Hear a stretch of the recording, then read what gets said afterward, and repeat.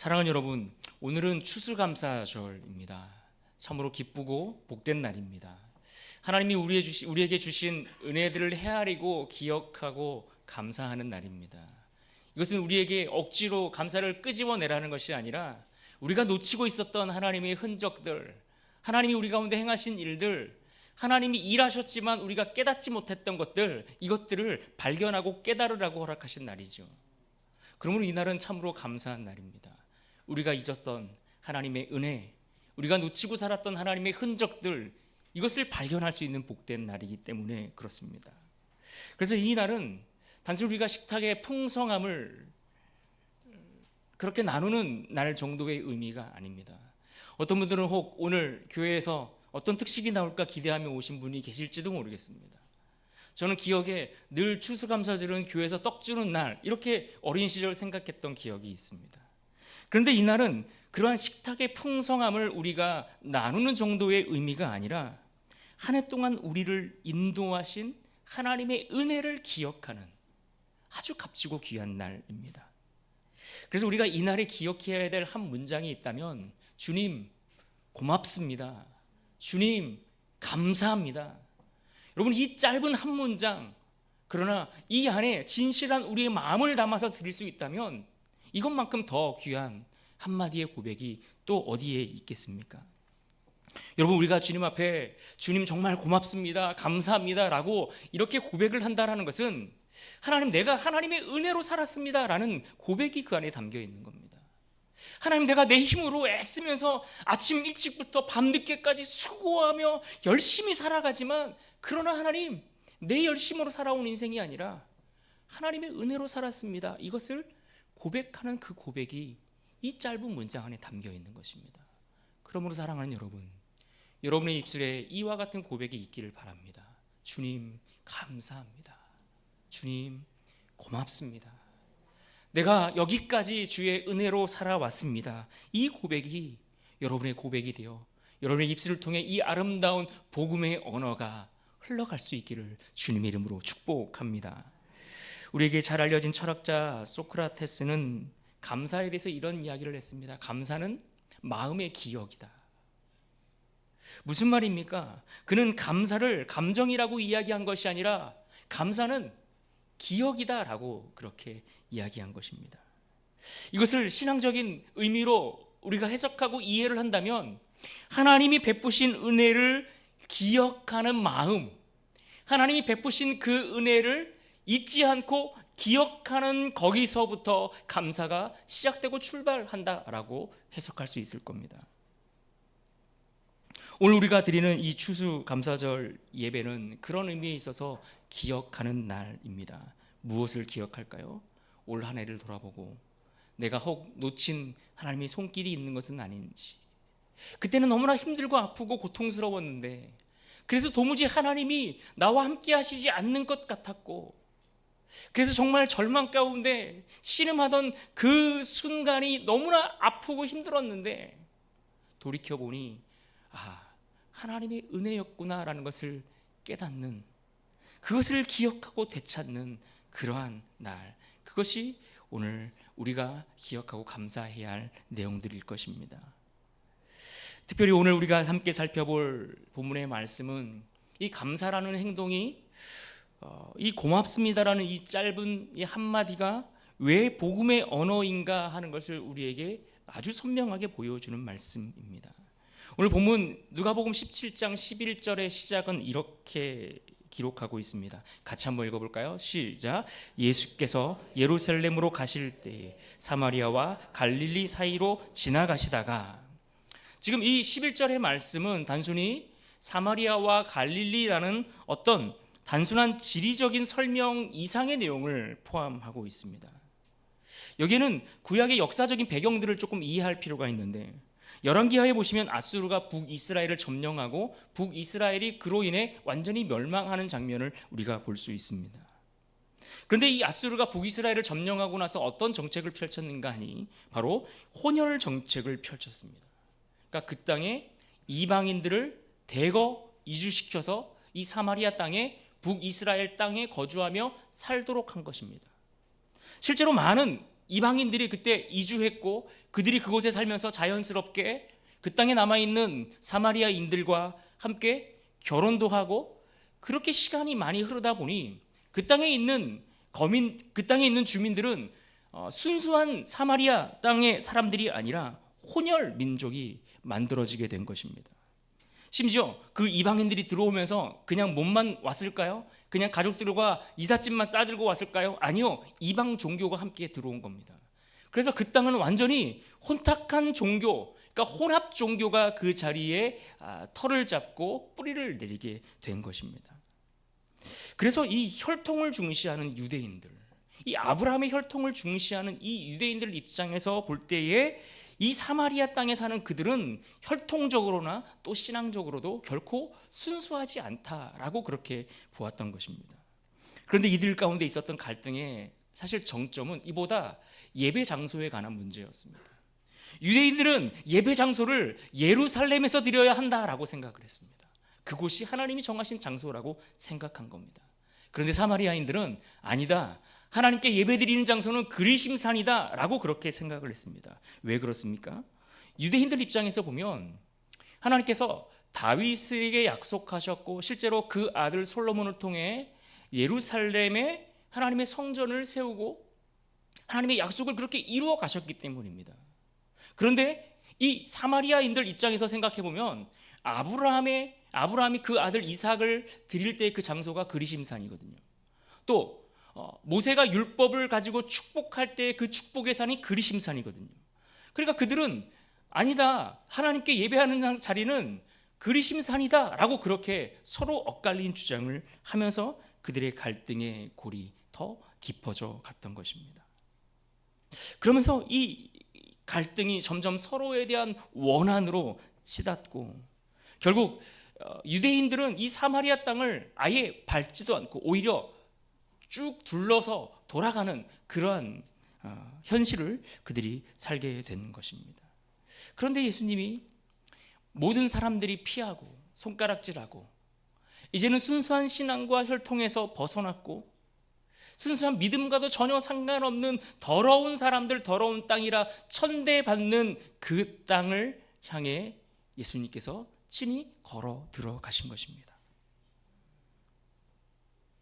왜 예수님이 그곳에 들어가셨을까요? 예수님이 우리에게 전하고자 하셨던 그 복음, 그 구원의 은총은 이와 같이 사람들이 피하고 외면하고 그래서 모든 사람들이 거부하는 그러한 뭔가 소외된 그러한 자리, 그곳에서 정말 가볍게 그 복음의 능력이 드러나기 때문입니다. 그러나 이것은 단지 과거 예수님 시대의 이야기를 우리에게 들려주는 것이 아닙니다. 왜 그렇습니까? 오늘 우리가 사는 이 시대 가운데 어쩌면 여전히 우리도 그때의 그 사마리아인들과 같이 사람들로부터 거부당하고 때로는 상처와 아픔과 고통으로 누구에게 말할 수도 없는 그러한 처지에 놓여 있으며 때로는 두려움과 실패, 죄책감에 절망하고 있는 그러한 우리와 같은 인생들을 향하여 우리 주님께서 찾아오셨기 때문입니다. 나도 들어가기 싫은 그 자리, 어쩌면 사람들이 나를 밀어낸 그 자리, 말하지 못할 그 상처가 있는 그 자리로 주님이 찾아오셨습니다. 왜요?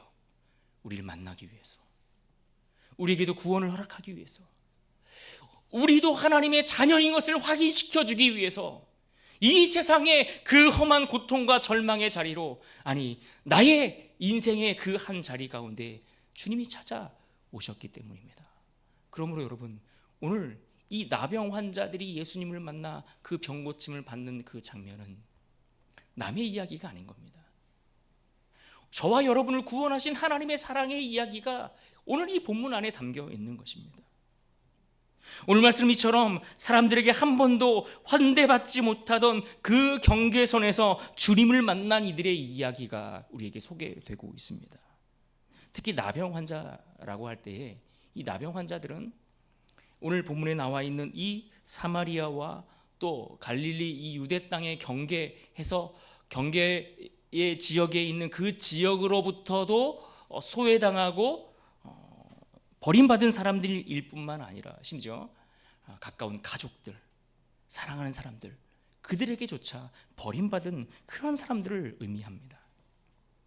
그래서 이들이 실제로 당시 살아갔던 그 모습 속에서 그들이 얼마나 고통했는가를 단적으로 보여주는 오늘 말씀이 그들의 절기 속에 담겨 있는데 바로 13절에 담겨 있습니다. 우리 13절 말씀도 같이 한번 읽어볼까요? 시작. 소리를 높여 이르되 예수 선생님이여 우리를 불쌍히 여기소서 하거늘. 여러분, 이 나병 환자들이 부르짖는 이 외침은 단순히 지금 자신의 육체의 질병을 고쳐달라는 정도의 외침이 아닙니다. 나병이라는 질병으로부터 벗어나게 해달라는 그 의미 정도가 아니라 그가 살던 공동체로부터 쫓겨나서 이제는 성 밖에 버림받은 자들과 같이 살아가고 있지만 실제로는 죽은 사람과 별 다를 바 없이 그들의 존재 자체가 완전히 부정된 상태로 하루하루를 그저 생명을 부지하며 살아가는 그들의 인생이 회복되기를 바라는 그러한 간절한 외침인 겁니다. 이들이 사람들을 만나서 사람들에게 가까이 가기라도 한다면 아마 누군가가 그들을 향해 돌을 던질 겁니다.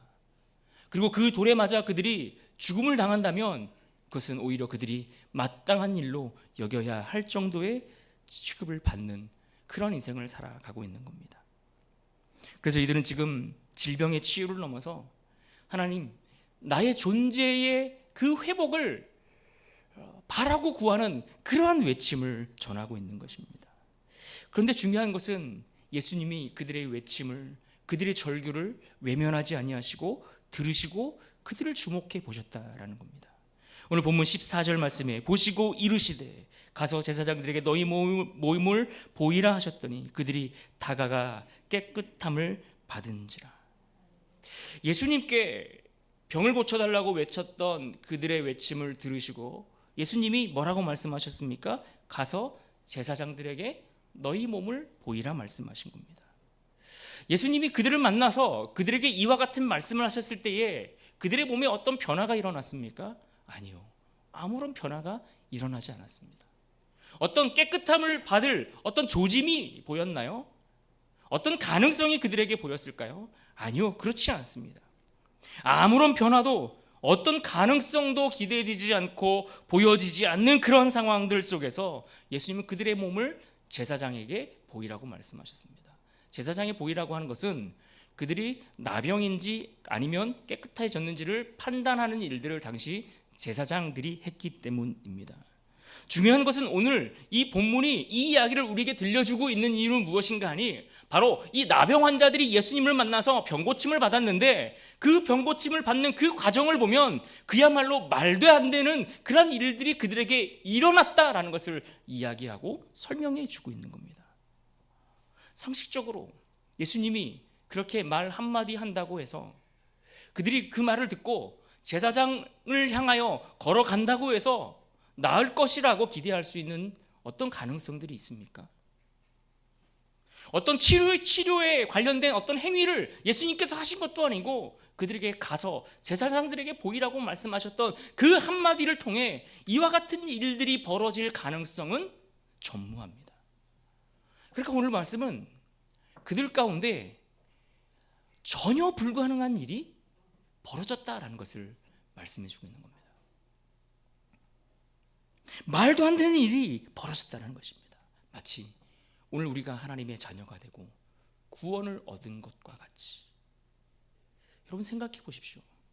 여러분이 구원받아야 할 이유가 무엇입니까? 여전히 세상에서 하나님을 알지 못하고 죽어가는 이들과 비교할 때에 여러분이 그들보다 선한 일이 무엇이 있습니까? 아니, 여러분의 이야기가 아니라 제 경우만 놓고 보더라도 저는 그럴 만한 자격이 되지 못합니다.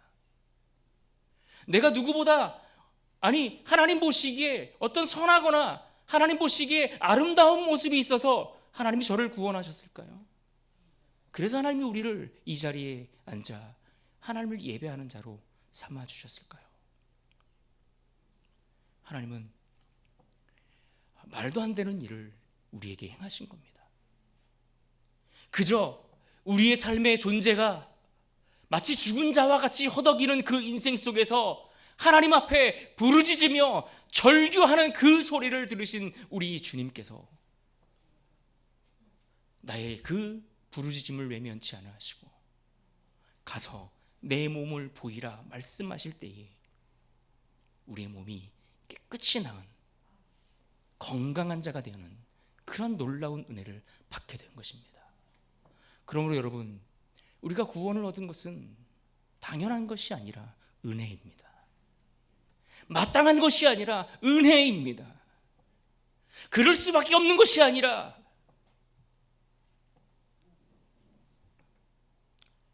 말로 할 수 없는 하나님의 은혜를 우리 가운데 허락하신 것입니다. 그런데 오늘 본문 15절에 이어지는 말씀을 보면 굉장히 좀 독특한 말씀이 이어지고 있습니다. 15절, 그 중에 한 사람이 자기가 낳은 것을 보고 큰 소리로 하나님께 영광을 돌리며 돌아와. 지금 예수님 앞에 소리 질렀던 10명 모두가 말도 안 되는 기적과 같은 일을 경험했습니다. 그들은 주님이 아니었으면 다른 나병 환자들과 같이 그렇게 성 밖으로 내쫓겨진 그 채로 평생 간신간신히 자신의 생명을 유지하다가 죽었을 그런 인생입니다. 그런데 놀랍게도 예수님의 그 한마디로 그들의 인생은 전혀 새로운 생명의 삶을 살게 되었습니다. 10명 모두가 동일하게 나병으로부터 그와 같은 기적과 같은 치유와 고침을 받게 되었습니다. 그런데 오늘 말씀은 유독 그 가운데 한 사람이 보았다라고 그렇게 표현하고 있습니다. 그 한 사람만이 자기가 낳은 것을 보았다라고 말씀하고 있습니다. 여러분, 왜 이렇게 표현하고 있을까요? 그 한 사람을 제외한 나머지 9명의 그 환자들은 눈이 없어서 자신이 낳은 그 피부를 확인하지 못해서 보지 못했다라는 그런 의미일까요? 아니면 그 9명은 이 한 사람과 비교할 때에 뭔가 덜 깨끗하게, 아직 그 피부의 그 환부가 아직 완치되지 않은 그런 모습으로 덜 깨끗한 상태로 치유가 되었기 때문일까요? 아닙니다. 10명 중 그 9명도 분명히 똑같이 나았습니다. 우리 주님이 행하시는 그 놀라운 치유의 그 완성을 그들이 맛보고 누리게 되었습니다. 이제는 그들이 똑같이 다시 그 공동체가 사는 마을 안으로 들어가 사랑하는 가족들과 사랑하는 친구들과 사랑하는 이웃들과 생활할 수 있게 된 것입니다. 그런데 유독 오늘 말씀은 그 한 사람이 보았다라는 그 표현에 집중하고 있습니다. 왜 그럴까요? 오늘 말씀을 가만히 묵상해보고 들여다보면 지금 이 10명 중 9명은 자신의 몸에 일어난 변화, 그 변화를 보았다라는 의미로 해석하고 이해할 수 있습니다. 그러니까 그 9명은 내 피부가 상하고 문드러지고 다 썩어가는 그 피부가 깨끗하게 되었다라고 하는 그 피부의 변화, 몹쓸 그 몸이 깨끗하게 치유되어 건강하게 되어지는 그 몸의 변화, 이것을 그들은 보았습니다. 그런데 그 10명 중 이 한 사람, 오늘 성경에서 보았다라고 하는 이 한 사람은 자신의 몸에 낳은 피부의 그 변화를 본 것이 아니라 그 변화를 이루신 하나님을 보았기 때문입니다. 여러분, 이 9과 이 한 사람이 보았던 것은 절대적으로 다른 것입니다. 여러분은 무엇을 보는 사람들입니까? 여러분 삶에 일어나는 현상들을 보며 살아가는 사람들입니까? 올 한 해 어떤 일들이 있었는지, 하나님이 내게 얼마나 복을 주셨는지, 또 하나님이 나를 얼마나 시험하셨는지, 훈련하셨는지, 이런 것들을 재미어서 내 주변에 일어나는 상황들, 현상들, 환경들, 이것들을 보며 살아가십니까? 아니면 내가 가난에 처하든 부한 가운데 있든, 내가 궁핍하든, 내가 병들어 아파하든, 내가 강건한 채로 살아가든, 어떠하든 그 가운데 함께 하시는 그 하나님을 보시며 살아가십니까? 사랑하는 여러분, 환경과 상황과 내 앞에 펼쳐지는 문제들을 보지 마시고, 여러분이 이루는 업적들을 주목하지 마시고, 내 삶을 통해 일어나는 열매에 자꾸만 집중하지 마시고, 그것들이 이루어져가는 그 과정 속에서 여전히 나와 함께 하시는 그 하나님을 주목해 볼 수 있기를 주님의 이름으로 축복합니다.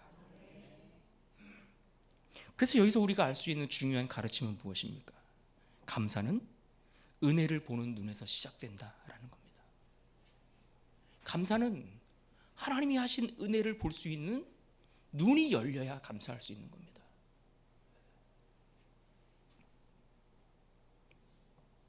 이것이 오늘 추수감사절을 지키며 예배하는, 그래서 우리가 기억해야 할 본질입니다. 무슨 일이 일어났는가, 무슨 일이 있었는가가 아니라 누가 나와 함께 하셨는가, 이것을 알아야 합니다. 지난 한 해를 살아오시면서 여러분은 누구와 함께 하셨습니까? 나와 함께 하신 하나님을 보는 자가 오늘 이 시간 하나님 앞에 감사할 수 있습니다. 내가 살아온 그 시간들을 하나님 없이 내가 혼자 살아왔다라고 생각한다면, 그래서 나와 함께 하셨던 그 하나님을 우리가 볼 수 없다면 우리는 결코 감사할 수 없습니다. 자기가 낳은 것을 보았던 그 한 사람은 오늘 15절 말씀 표현처럼 돌아왔다라고 했습니다. 자기를 낫게 하신 예수님께로 돌아와 감사를 표했습니다. 이 돌아오다라는 표현은 회심의 단어입니다. 그러니까 그가 삶의 방향을, 영적인 삶의 방향을 틀었다라는 겁니다. 그가 자기가 계획한 인생을 위해 열심히 달려가던 그 방향을 돌이켜 예수님께로 향한 것입니다. 왜요? 그것을 낫게 하신 이가 누구인지를 알았기에, 나를 구원하신 이가 누구인지를 알았기에, 내가 누구의 힘을 의지하여 살아가고 있는 인생인지를 깨달았기에 그의 인생의 방향을 예수님께로 돌이켰던 것입니다. 그의 모습을 보면 특별히 16절에 예수의 발 아래에 엎드려 감사하니 라고 표현하고 있습니다. 예수님 발 앞에 엎드려 감사했다는 겁니다. 그러니까 그런 의미를 생각해 보면 우리가 하나님 앞에 감사한다라는 것은 하나님께 돌아와 예배하는 것을 말합니다. 하나님께 돌아와 하나님께 예배하는 겁니다. 우리에게 은혜를 베푸신 하나님을 예배하는 겁니다. 그 하나님을 존중히 여기고 마땅히 그분이 받으셔야 할 영광과 찬송을 올려드리며 그분 앞에 귀를 기울여 예배하는 것입니다.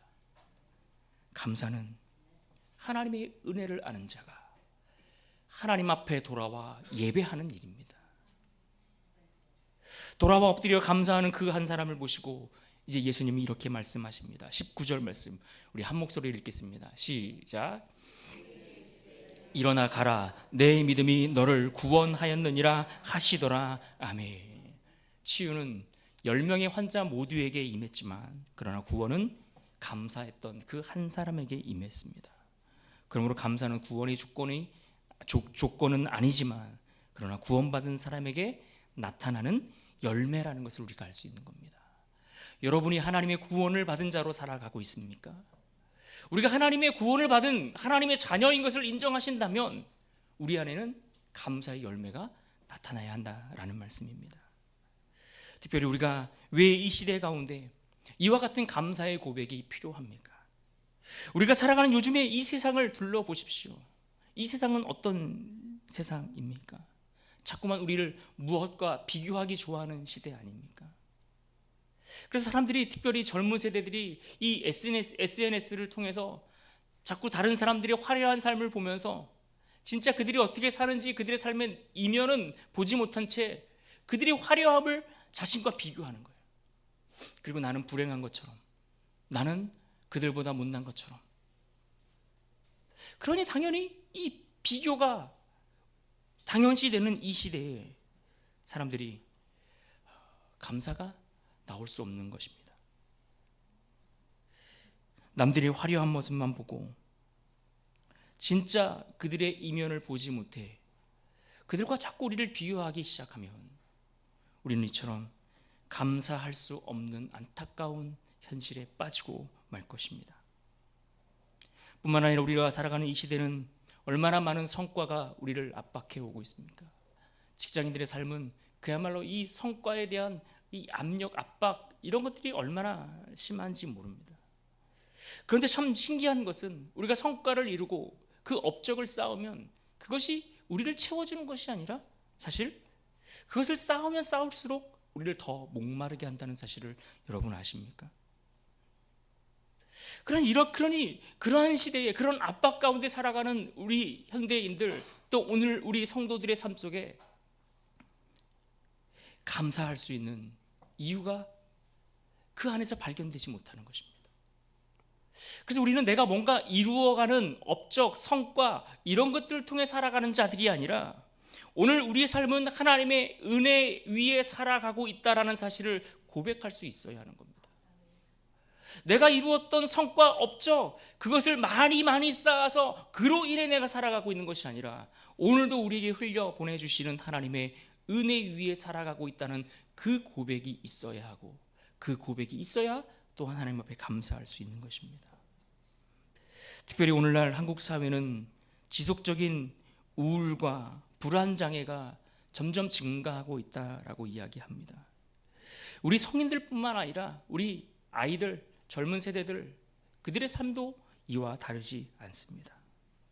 그런데 우리가 이러한 현실을 살아가는 오늘의 시대 속에서 이 모든 것을 극복할 수 있는 대안이 무엇일까라고 생각을 해본다면 그것은 참으로 하나님이 오늘 우리에게 말씀하신 그 감사의 고백이라고 이야기할 수 있을 것입니다. 왜 그렇습니까? 감사는 그 짧은 한마디를 통해 평안의 문을 열어주기 때문에 그렇습니다. 우리가 잊어버렸던 하나님의 은혜를 깨닫게 함으로써 그 감사의 고백을 통해 다시 우리가 살아가야 될 삶의 방향을 재정비할 수 있기 때문에 그렇습니다. 그러므로 감사합니다, 이 고맙습니다 라는 이 고백은 그야말로 오늘 이 시대에 우리에게 필요한 가장 영적인 실천의 한 가지라는 사실을 우리가 꼭 기억할 수 있기를 바랍니다. 그러므로 여러분, 우리가 기억하십시오. 올 한 해 여러분이 어떻게 여기까지 오셨습니까? 우리가 이 한 해 동안 걸어오면서 많은 일들이 있지 않았습니까? 인생의 높고 낮은 구비구비를 돌아오시면서 어떤 시간들을 여러분 보내오셨습니까? 어떤 분들은 천국과 지옥을 왔다 갔다 했다라고 이야기하는 분이 계실지도 모르겠습니다. 그러나 그 많은 사건과 사고, 또 수많은 일들 속에서 변하지 않는 가장 분명하고 확실한 한 가지 사실이 있었다면 그것은 하나님이 오늘도 우리를 여기까지 버리지 않으셨다라는 사실입니다. 그 하나님이 붙드셨고, 그 하나님이 우리를 인도해 주셨고, 궁극적으로 하나님이 우리를 구원하셨기에 우리는 그 구원받은, 그 나음을 얻은 그 나병 환자와 같이 이 시대를 살아갈 수 있는 힘을 얻고 있다라는 사실입니다. 그러므로 사랑하는 여러분, 기억하십시오. 오늘도 붙들어 주신 그 하나님을 기억하십시오.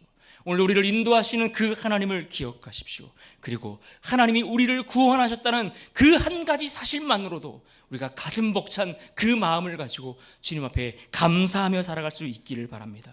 우리 같이 한번 따라합시다. 주님 고맙습니다. 주님 감사합니다. 여러분, 이것이 우리 모두의 진실한 믿음의 고백이 될 수 있기를 주님의 이름으로 축복합니다.